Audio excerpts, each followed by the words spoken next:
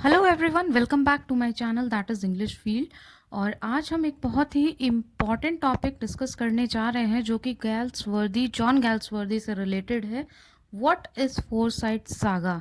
Foresight saga से question अक्सर आ जाता है जो कि आपके लिए बहुत ही एक टिपिकल टॉपिक है। कमेंट में भी मुझे आया था कि मैम इस टॉपिक को प्लीज़ एक्सप्लेन कर दीजिए।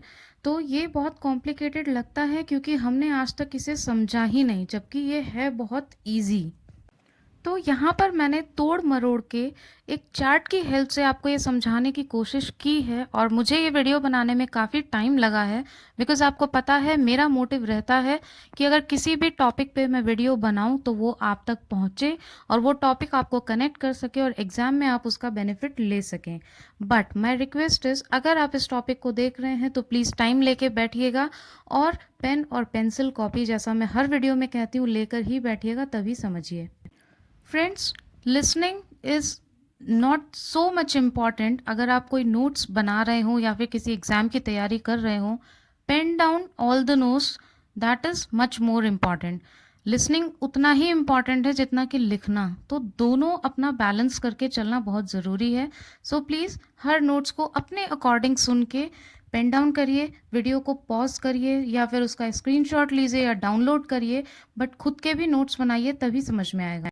समझने से पहले हमें ये समझना होगा कि फोरसाइट सागा होता क्या है। फोरसाइट सागा सुना तो है क्योंकि ये लिटरेचर से थोड़ा रिलेटेड है, इसलिए हमें अननोन लगता है, but what is foresight saga?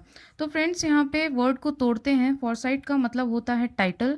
जैसे कि हम बोलें एग्जाम्पल, शर्माज हो गए, जोशीज हो गए, गुप्ताज हो गए, कोई ना कोई टाइटल होता है, कोई ना कोई खानदान होता है, that is called foresight. And meaning of saga is एक टाइप की कहानी या किसी की गाथा कह लें। A kind of story you can say, that is saga. अब इसमें गैल्सवर्दी ने क्या किया है, इनको पार्ट्स में डिवाइड किया है, लाइक नॉवेल्स और इंटरल्यूड्स में। ये फोरसाइट सागा 3 पार्ट्स में डिवाइडेड है। क्या इसका टाइटल है और किस पार्ट में कितने नॉवल कितने इंटरल्यूड्स हैं? अब देखिए, मैंने इतना सारा एक साथ बोला, हो गए ना कंफ्यूज? बट डोंट वरी, मैंने इसको आपके लिए बहुत ही ईजी कर दिया है और we are Indians, we can understand this more easily. Now see, हो गया ना आपके लिए आसान? अब देखिए, द फोरसाइट सागा 1922 में पब्लिश हुई थी। मींस फोरसाइट सागा 1922 में पब्लिश हुई थी। अब देखिए इसका चार्ट। इसमें इनकी 3 ट्रायोलॉजी है। First trilogy, second trilogy and third trilogy. अभी जो हम बात करेंगे वो फर्स्ट ट्रायोलॉजी की बात करेंगे, जिसका नाम इन्होंने दिया द फोरसाइट सागा। अब आया समझ में? इनकी फर्स्ट ट्रायोलॉजी जो थी उसका टाइटल था द फोरसाइट सागा, जिसके अंदर इन्होंने 3 नॉवेल्स को इंक्लूड किया और 2 इंटरलूड्स थे इसमें, मींस एक ब्रेक कह सकते हैं। नाउ सी दिस चार्ट, जिससे आपके लिए समझना और इजी हो जाएगा। फर्स्ट ट्रायोलॉजी की मैंने बात की थी, उसका ये चार्ट है। द फोरसाइट सागा उसका टाइटल था। 1922 में ये पब्लिश हुआ था। नॉवल इसमें 3 थी, मैंने आपको बताया, जिनका नाम था द मैन ऑफ प्रॉपर्टी 1906 में, इन चांसरी 1920 में, टू लेट 1921 में। ये थी इनकी 3 नॉवेल्स। 2 इंटरल्यूड्स थे। इंटरल्यूड का मतलब वैसे तो काइंड ऑफ वेकेशन या ब्रेक लगाना या अवकाश होता है, बट यहाँ पर इंटरल्यूड मीन्स इन्होंने 2 अलग अलग हिस्सों में उसको लिखा था, तो इंटरल्यूड का नाम दिया। इंडियन समर ऑफ फोरसाइट, जो कि 1918 में था, और अवेकनिंग, जिसकी डेट थी 1920।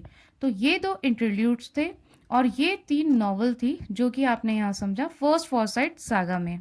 तो फ्रेंड्स, इनकी जो फर्स्ट ट्रायोलॉजी थी, अभी हमने फर्स्ट ट्रायोलॉजी को स्टडी किया है, उसमें इनकी 3 नॉवल थी और 2 इंटरल्यूड्स थे, जिनको डेट वाइज आपको देखना है और लर्न करना है।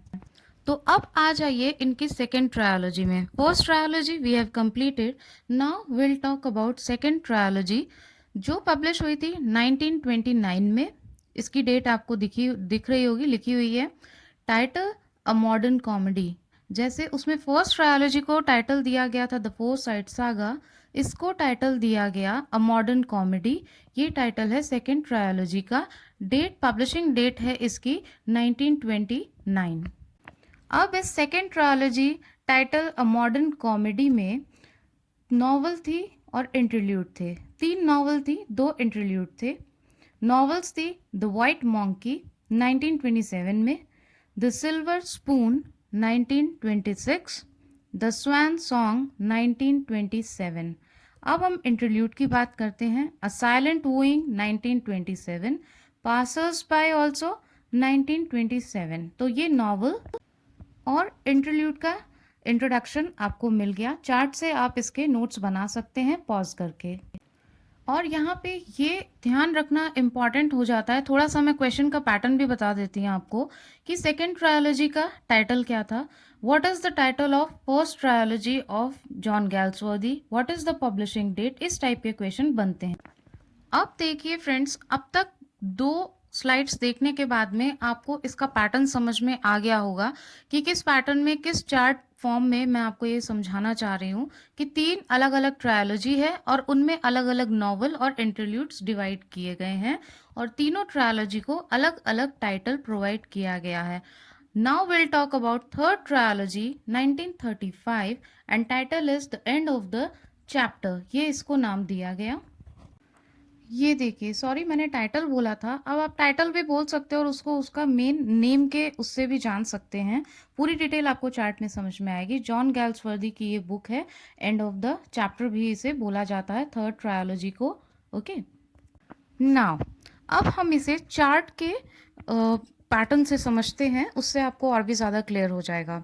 तो आपकी जो थर्ड ट्रायोलॉजी थी, जिसको हम एंड ऑफ द चैप्टर भी बोलते हैं, वो 1935 में पब्लिश हुई थी।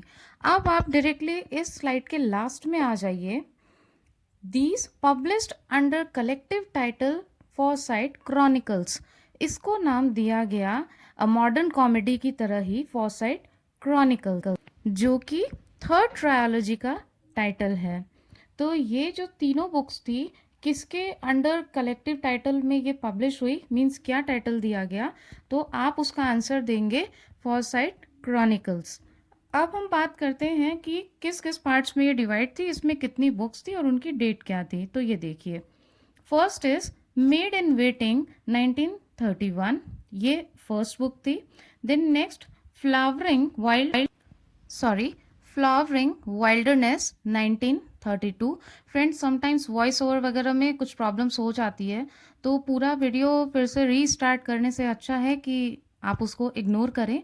और समटाइम्स मिस्टेक्स होती हैं एक्सप्लेनेशन में, तो उसको कंसिडर इतना मत करिए, आपको कंटेंट से मतलब होना चाहिए। I hope you will understand. तो first book is made in waiting 1931, second is flowering wilderness 1932 में। Now third is over the river. अब ये जो ओवर द रिवर है, इसको वन मोर रिवर के नाम से भी जाना जाता है। तो ऑप्शन में आपको दोनों तो एक साथ नहीं मिलेंगे, ओवर द रिवर और वन मोर रिवर दोनों नाम एक साथ कभी नहीं आएंगे, but yes there may be over the river और one more river. So you should know that both are same, इन दोनों को एक दूसरे के नाम से जाना जाता है। Year is same 1933। नाउ आपकी थर्ड ट्रायोलॉजी 1935 में पब्लिश हुई, the end of the chapter भी बोलते हैं। मेड इन वेटिंग 1931 में फर्स्ट बुक, फ्लावरिंग वाइल्डरनेस 1932 में second book, over the river या फिर वन मोर रिवर दोनों नाम से जाना जाता है ये 1933 ये वाली book, published under collective title that is Forsyte chronicles.